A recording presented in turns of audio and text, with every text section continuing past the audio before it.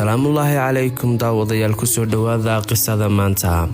waxaa jiray faamli ka kooban nin iyo oridii oo in muddo ah u baholiyoobay inay awlaad helaan.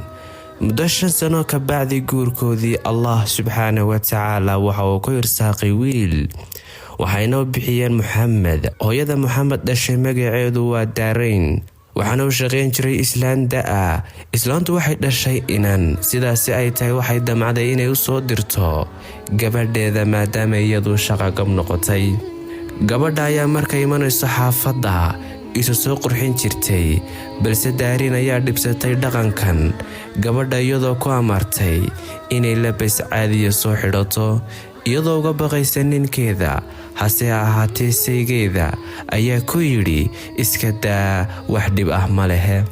maalmo ka bacdi Daarayn ayaa weyday gabadhii u shaqayn jirtay ee magaceedu ahaa Jamaalaad, balse maalin ayay u soo degtay dabaqa hoose, laakiin waxay aragtay Jamaalaad oo jiifta qolkeedii hurdada.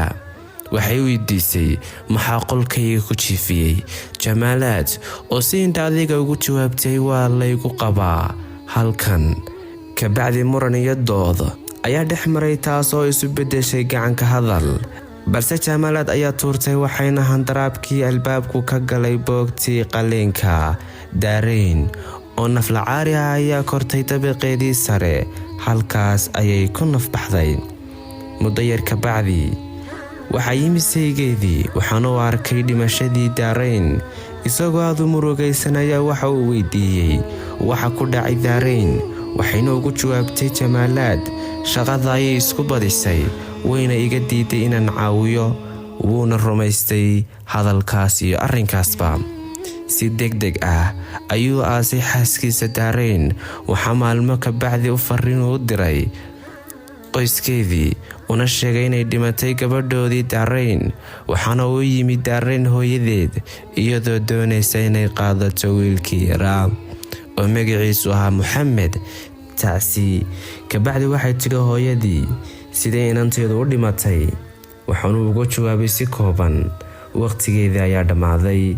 hooyadii waxay aragtay gabadhan joogta guriga kana shaqaynaysa, waxayna weydiisay ninkii maxay ahayd gabadhani. wuxuuna ugu yidhi si kooban, xaaskayga labaad weeye, mana ay joogin markay dhimanaysay Daarayn.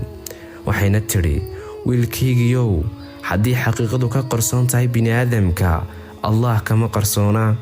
kadib waxay kaxaysatay wiilkii yaraa ee ay iyadoo ahayd.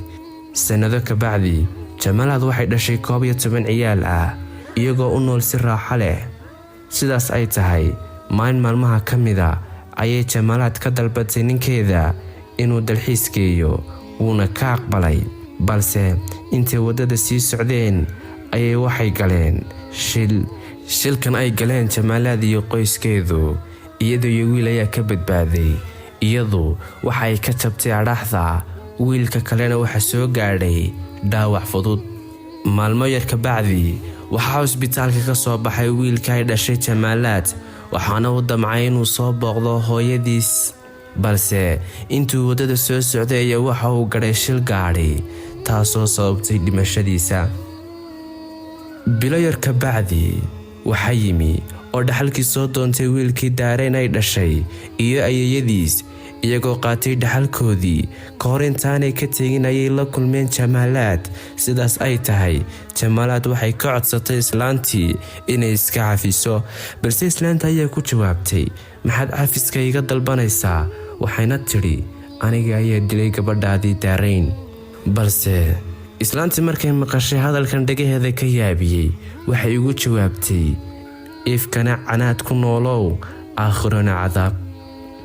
gabagabada sheekadan, Jamaalaad waxaa dhaxalkeedii iyo lacagteedii ka cunay walaalkeed oo ahaa nin mukhaadaraista ah, kagana dhameeyey cunitaanka mukhaadaraadka. sidaas ay tahay Jamaalaad waxaa loo kireeyey qol yar oo markaa dadku ay ku siin jireen cuntooyinka iyo hadba quudka ay helaan, halkaas oo ay sir ugu noolayd. muddo yar ka bacdi Jamaalaad waxay ku dhimatay nolol silic leh.